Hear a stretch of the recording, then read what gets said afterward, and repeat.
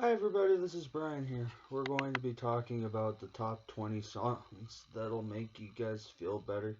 Uh, you know, I was just looking at all the stuff on the news. It's all pretty heavy and depressing, and I just thought, but between me and a lot of my viewers having either a disability, an illness, or some sort of injury or something, that's what this channel is largely about. I thought I would make, a list of top 20 songs that would make you guys feel better.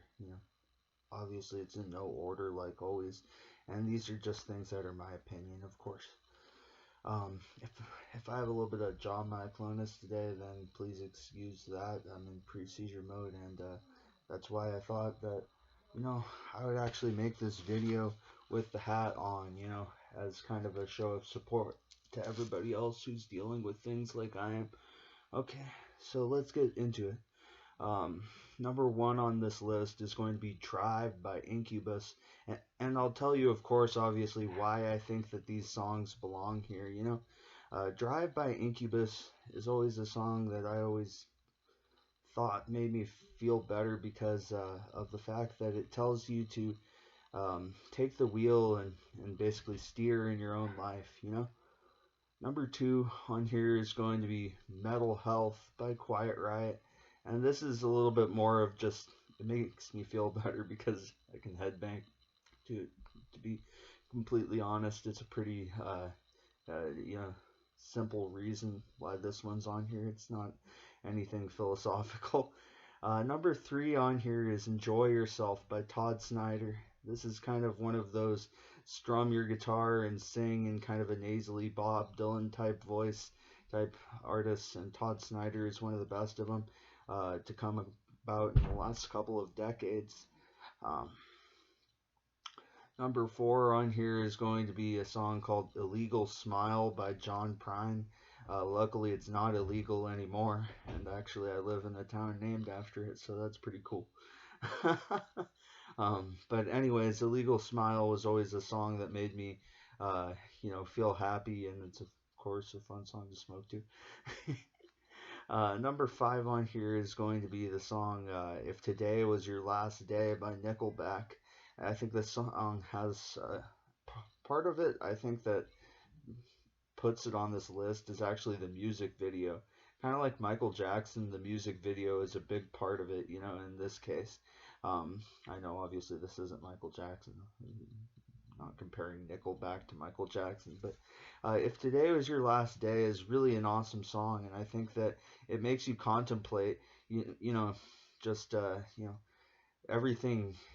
I forget which artist it was that said um, that yesterday is gone and tomorrow is not guaranteed. So it makes you think about that and contemplate it again. Um, Number six um, is going to be Up Above My Head by Sister Rosetta Tharpe. This is actually a gospel track, and I think that occasionally getting into the spiritual mode of things actually is a good way to tune up the vibe of your own mood. Even if you're not of a religious nature, which I'm not terribly, to be honest with you. Um, Number seven on here is going to be taking a sharp turn from that last song and going on to I Want to Be Sedated by the Ramones. This is a really, really fun one of those songs that kind of predates punk rock a little bit. You know, well, this is some of the like earliest, like, not predecessors to punk rock, but this is the stuff that started punk rock. Really, I think the Ramones are who we all have to thank, actually. I should have probably said the beginning of it instead of the predator. Well, never mind. You know what I mean. Semantics. Number eight on here is going to be Mama Told Me There Would Be Days Like This by Van Morrison. This is one of those songs that I think part of the reason I like it is because that it makes me feel happy um, when I'm sad, but it also actually I can relate to it when I'm just totally downbeat, depressed. Um, Mama told me there would be days like this is something that you could relate to if someone had just died or if honestly you just graduated and won an award. Van Morrison really hits it out of the ballpark on this one in terms of creating something that his listeners can relate to. Number 9 on here is going to be Yourself by Graham Nash. Um, I think that this is one of the best messages that you could possibly give people. Be yourself, you know. Graham Nash, you know, tells people no matter what they are to not hesitate and to not try to be, you know, some newspeak Borg version of yourself. He doesn't use those words exactly, but he basically tells you to be yourself instead of what society wants you to be, and that's pretty awesome. Number 10 is Shower the People You Love by James Taylor.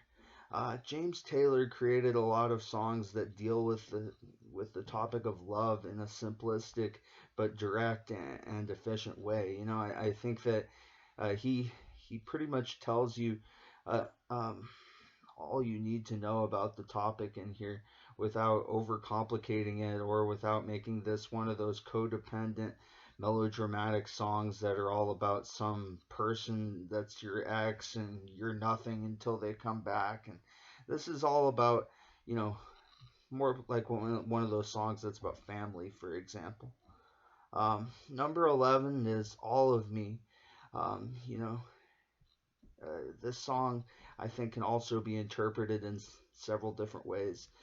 This is by Billie Holiday. She's saying, you know, that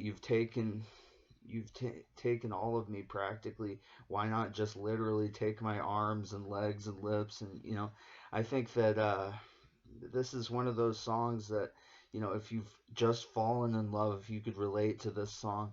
But if this is about a person who left you practically or something like that, I think that Billie Holiday's linguistics could actually be interpreted in a whole different way, in the sense that you could be relating to a person who had just left you and you felt like they'd broken your heart. You know, why not just take everything, and since you'd broken my heart, you know, and if you've just fallen in love, you know, then you know, why not actually just take all of me, since you've, you know, taken my heart. Anyways, um, let's get on to number 12 here, which is Am I in Another World by Fats Waller. This is a song that's one of those short swing songs on the stride piano from the 1920s. The vocals come in about halfway in, and its sound quality is a little bit bad, but I think that it's got some of the most beautiful words, you know. Am I in another world? Da, da, da, da, da, da, da. Anyways, you know, my voice isn't Fats Waller, of course, but it gives you an idea. You know what I'm talking about. Number 13 on here is going to be I Love You Because You're You, which is actually the slogan of this channel. And now you know where it came from, of course. I think I've said that many times before, but thank you, Ernest Tubb. You know, I Love You Because You're You. And this is one of the most beautiful songs. This is one of his older songs, I think. I heard this when I ordered a box set, which explored some of his original work from the first segment of his career, you know. And I think that this is one of those songs that, you know, people, when they remember Ernest Tubb, they might remember songs like Letters Have No Arms, or songs like, um, you know, Driving Nails in My Coffin, you know. But I think that this is one of those songs that's kind of forgotten in this catalog, or underappreciated, maybe is a better word. Number 14 on here is going to be It's Been a While by Staind. This is one of the more recent, more well-known songs. Staind is sorry. Staind is one of those bands that could be classified in their earlier history maybe as new metal, but later on as something kind of a alternative rock, sort of like Nickelback or The Offspring. I don't know. Um, I don't think that they really qualify as metal, but I don't know. It's been a while as one of those songs where they started kind of exploring a more balladry esque kind of uh, point of songwriting, and I think that this is a really beautiful song because he's exploring um, that it's really been a while since he's fucked up or since he's relapsed. It's a song that talks about um, his issues with addiction and the fact that he's saying, you know, it's been a while since I've had to apologize or since I've looked in the mirror and felt ashamed. I think it's just a really beautiful song because no matter where you're coming from in terms of your self esteem, even if you're not having serious problems like him, it's something that you could relate to, probably, you know. Number 15 on here is going to be People and Their Problems, which is a country song taking another genre turn to look at Billy Joe Shaver. And this is from the album Electric Shaver. He was actually working with his son on this album. His son would sadly pass away a few years later, I think. Um, but yeah, People and Their Problems, it actually has a few name drops of like Willie Nelson. It actually talks about the president, you know, Clinton, and him playing him playing saxophone on TV. Um, yeah, this song is awesome. This song I actually like to sing along to it in kind of like a, I don't know if karaoke is the right way to describe it, but I like to.